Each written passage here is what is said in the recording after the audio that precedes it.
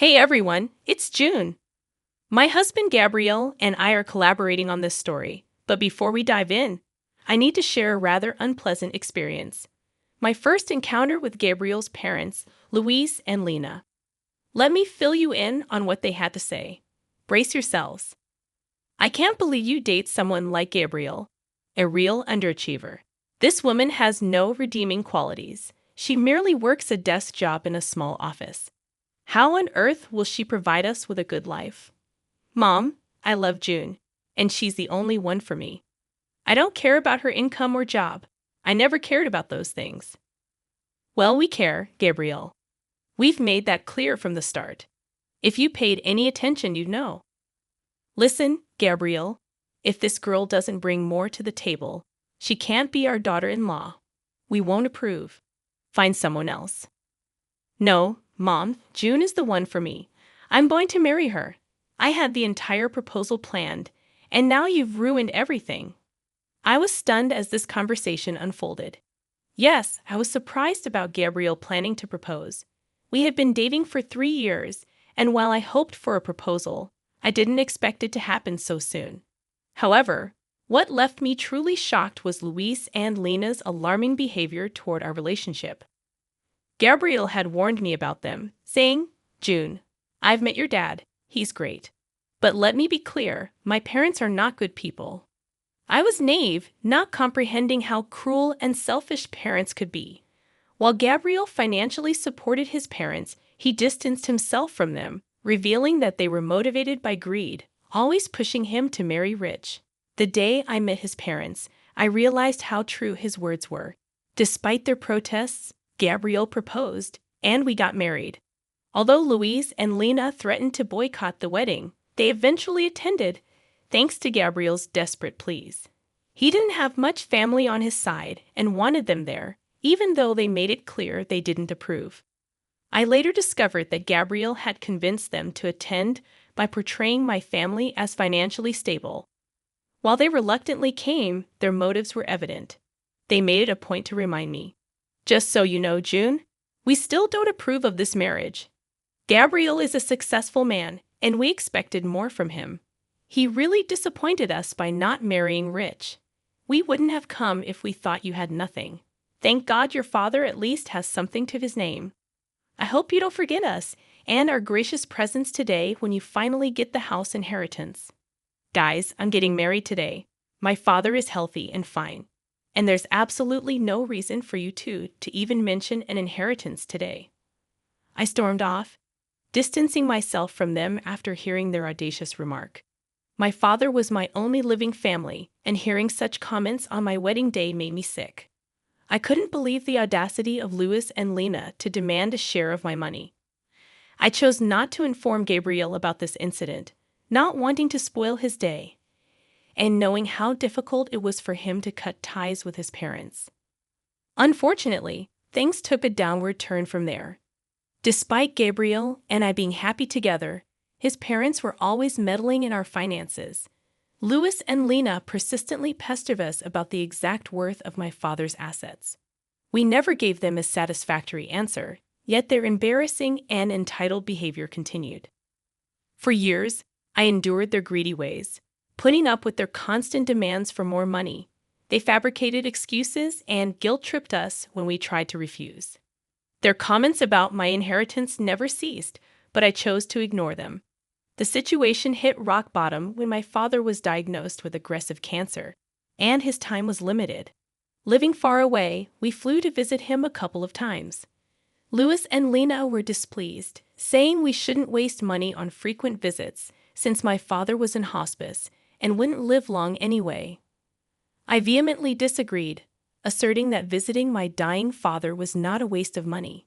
What we did with our finances was our choice, and Louis and Lena had no right to dictate. Their lack of support and covert requests not to visit my father infuriated me. Thankfully, Gabrielle stood up for me and shut down their insensitive conversation. From that day onwards, I was determined to teach them a lesson once I was in a better place. I vowed to show them their place. My father passed away around 3 months after his diagnosis, and I was devastated. I really didn't want to lose him that fast. Witnessing his declining health, I knew it was time. Despite the difficulty, Gabriel was my rock throughout the entire time. He held my hand while I flew to my father's town to arrange his funeral. Louis and Lena were only blowing up my phone, demanding to know about my inheritance and how much I planned to spend on the funeral. I was disgusted with those messages, and so was Gabriel. However, we didn't do anything at the time, both agreeing that they would be served their just desserts after we returned home from the funeral. As predicted, Louis and Lena showed up as soon as Gabriel and I returned home. After entering the house, they started to hound us with questions. So the funeral is finally over. God, I've been dying to know what you got in the inheritance. Your father must have left you the house. What are you even talking about, Lena? How does my inheritance concern you in any way? I just came back from my father's funeral. And this is what you ask. Oh, please, June, don't be such a spoiled sport. Ever since Gabriel married you, we've been wondering why he did it. I mean, you don't have a great job, and neither are you beautiful. What did he ever see in you? Me and Louis guessed that it must be because of money. Mom, what is wrong with you? How can you even insult me and my wife like that? We married each other for love. I have told you this countless times. At least have the decency not to bring it up today. Gabriel, there's no reason to be so dramatic. We're simply asking her a question. Your wife can just answer us and satisfy our curiosity. We don't mind if you marry June for money. In fact, we would be happy to know that you've bagged the great prize. You are truly horrible parents to accuse your own son of being a gold digger. You two are insane. I wonder how a great man like Gabriel was born to such disgusting people. Enough with the small talk, June. Tell us what you got in your inheritance. This is the day I was waiting for. Your father must have left you something. Gabriel told me that he lived in a big house. You could just tell now and buy us a house instead. We will make great use of the money. Besides, we are your parents now. Hearing this made my blood boil, and I seethed with rage while Gabriel looked at his parents in disbelief. Even he couldn't comprehend the fact that his parents could be so greedy and selfish. My father wasn't even dead for a month, and they were already planning to spend my inheritance on themselves. Hell, they even started to call themselves my new parents. At that point, I knew I had to do something. For years, I had put up with them for Gabriel's sake. But today was the day for a change. I wanted to show Gabriel just how bad his parents were, I said. Actually, my dad didn't have the house in his name when he died. I'm sorry to tell you that he did own that house for a long time, but he had to let it go for reasons. What? So you're telling us that your father didn't even own his house anymore? No, like I said, he owned it a long time ago. He had to let go of the house very recently, so no, I did not get the house or any inheritance, as they say. Oh my God, so your father was a poor man after all. I knew you were too cheap to be wealthy. Your father couldn't even keep his house till the end. That poor man died with no house under his name. Leave our son, as you're good for nothing. Mom, our marriage isn't over just because she didn't get an inheritance. You can't just ask her to leave me because of a stupid reason like that. Don't speak over us, Gabriel. We won't allow you to continue this marriage anymore. You have disappointed us by marrying into a poor family. You didn't once think about how you could keep your parents happy. I'm ashamed to have a son like you. June, I'm sure you must have trapped my son into marrying you. People like you can use cheap tricks to lure men. Your final plan was to cut us off and enjoy my son's money alone. Well, guess what, June? I won't let that happen. Louis and Lena started to harass Gabriel to give me a divorce and leave. They told him that he should marry a rich girl so that my in-laws could live the life of luxury they always wanted. Gabriel was getting upset and started to break down. I knew that I had to take the opportunity to help him make a decision. Gabriel, are you going to let your parents do this to us? I have put up with their gold-digging ways for a long time now. I didn't open my mouth because you felt guilty cutting them off. Are you still going to continue to keep them in our life? I don't think we can come back from this.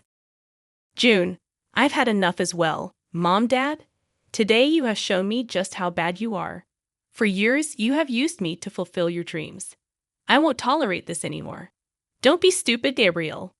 This girl would influence you and take you away from your family. We are doing this for your own good as well. We didn't spend money on you so that you can go do charity for someone else. You need to divorce your wife and start afresh. There is still time for you to get a rich wife. We will help you. This time you have made too many mistakes on your own. No, I won't leave my wife because she didn't get an inheritance. I'm done being a puppet in your hands. I will stay with June. You two won't be allowed in my life anymore. What will you do by keeping June in your life? This is not what we ever wanted. She's totally unworthy of you. If you stay in this marriage, we don't want anything to do with you anymore. We won't help you when she robs you and leaves you destitute. Seeing Lena and Louisa's horrible behavior, I finally decided to reveal the truth to them. I knew that telling them about my true net worth would make them beg and plead at my feet. I wanted to go all out on them. I wanted Gabriel not to regret his decision in any way, so I said, "There will be no need for that, guys. I don't need to rob Gabriel and take his money. I have plenty of money on my own, and I will take care of Gabriel just fine without your help. Look who's talking. You don't have to lie to us to make yourself look better, June. We know the truth. Yes, the truth is that you are the daughter of a poor man, and you don't work a good enough job to make lots of money. In a few months, you will go after Gabriel's money once you are destitute." Well, actually, I am not a poor man's daughter. I have 50 million in my bank account. No, I didn't earn it from my job. Rather, I got it from my father. That is impossible. Your father didn't have anything in his name. You said that yourself. Don't try to fool us, June.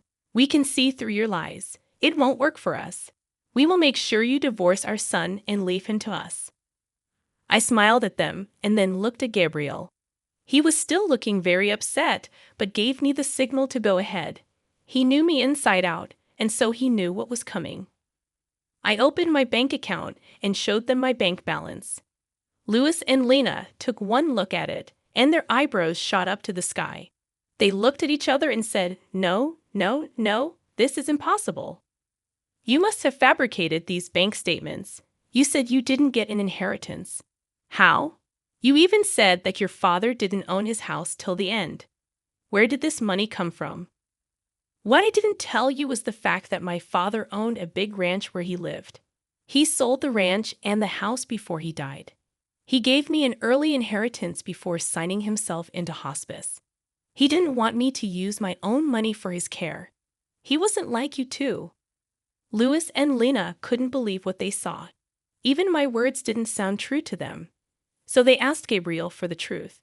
When he confirmed what they saw, they went quiet for a minute and looked at each other again.